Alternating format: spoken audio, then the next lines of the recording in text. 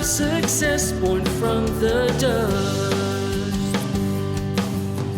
Great Ark Farm. Great morning mga kabaka. Arnel Corpus po mula po dito sa Great Ark Farm. Buwabati po sa inyo ng isang magandang araw at nawa po na sa mabuti po kayong kalagayan.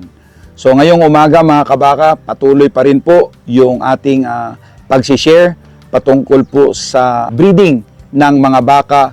At ngayon nga po ay gusto namin i-share sa inyo ano po ba yung mga signs of labor kung saan malapit na pong manganak ang ating mga baka. Mayroon pong tatlong signs ng labor. Number 1 is yung stage 1, yung early labor.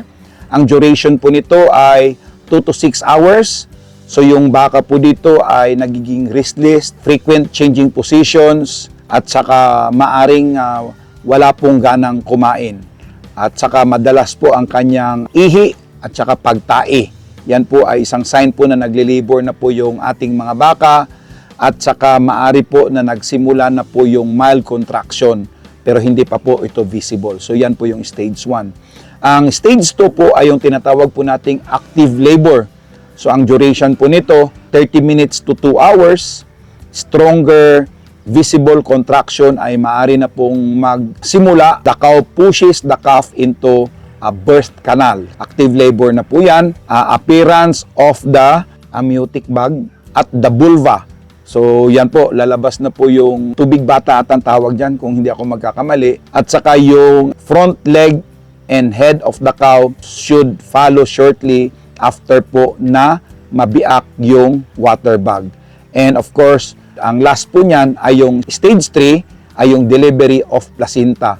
Duration po niyan is up to 12 hours. Kung ang ating mga baka ay nanganak na at pagkatapos po ng 12 hours ay hindi pa po lumabas yung kanyang placenta, ay tatawag na po tayo ng veterinarian para tulungan po tayo. Mahalaga po na dapat yung retained placenta ay mamonitor po natin. Importante po yan.